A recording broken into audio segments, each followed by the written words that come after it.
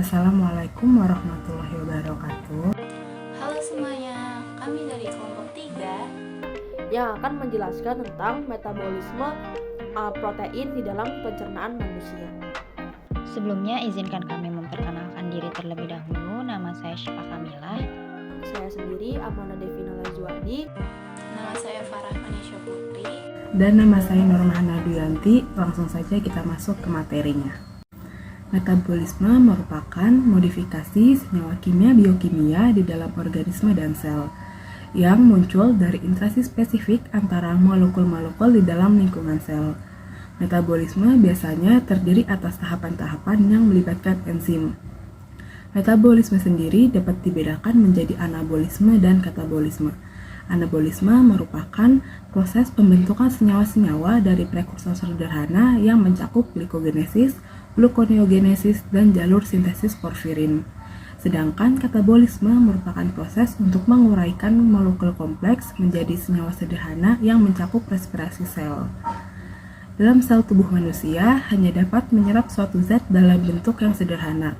Begitu juga dengan protein. Protein merupakan suatu zat makanan yang amat penting bagi tubuh karena zat ini di samping berfungsi sebagai bahan bakar dalam tubuh juga berfungsi sebagai zat pembangun dan pengatur. Protein adalah sumber asam amino yang mengandung unsur-unsur C, H, O, dan N. Protein juga dapat didefinisikan sebagai senyawa organik yang kompleks dengan struktur dasar tersusun atas 20 jenis asam amino yang berbeda dan saling berikatan. Asam amino sangat dibutuhkan dalam proses pertumbuhan.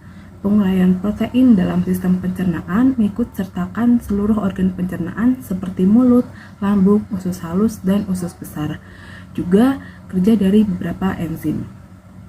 Alur pemrosesan protein dalam tubuh manusia melalui sistem pencernaan yang pertama yaitu pada mulut.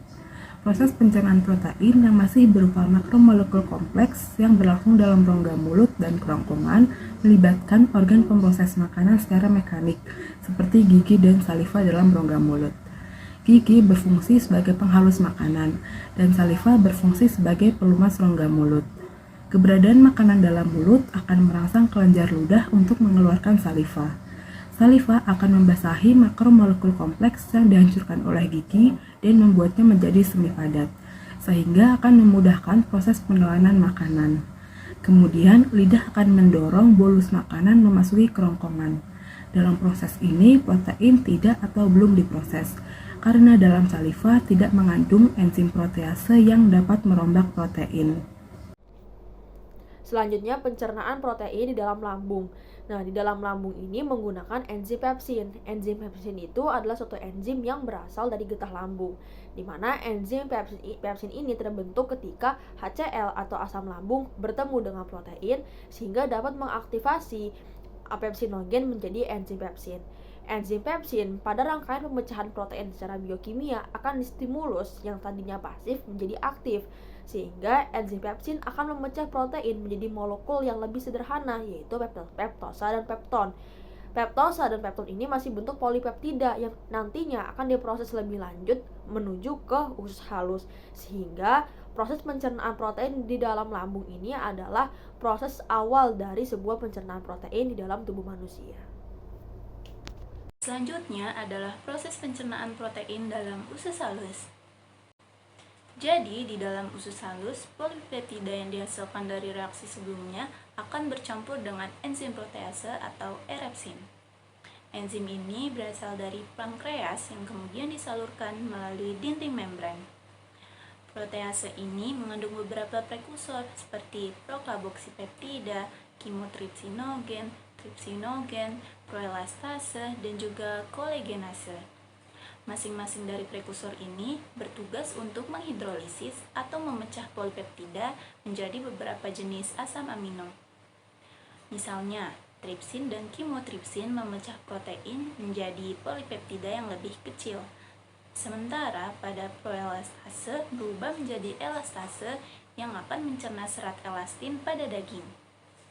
Setelah protein dipecah menjadi asam amino, jonjot usus atau villi yang ada di dinding usus akan menyerap asam amino ini, lalu mengalirkannya ke seluruh tubuh melalui darah. Selanjutnya, saya akan menjelaskan tentang proses pencernaan asam amino pada usus halus dan anus. Pertama, absorpsi asam amino dengan difusi melintasi lapisan mukus sebelum absorpsi melintasi epitel. Nah, kemudian asam amino akan memasuki kapiler sistem vena atau lateral limfatik. Apabila asam amino yang dihasilkan dari proses pencernaan protein sebelumnya menghasilkan asam amino berlebih, maka sisa tidak akan terserap oleh jonjot usus dan dirombak menjadi senyawa-senyawa seperti senyawa amonium dan amoniak. Selain itu, residu makanan yang tidak bisa dicerna oleh tubuh seperti selulosa, sisa empedu, dan sisa cairan akan memasuki usus besar, dan epitel usus aktif akan menyerap kembali cairan sehingga hasil dari residu itu akan berbentuk padat.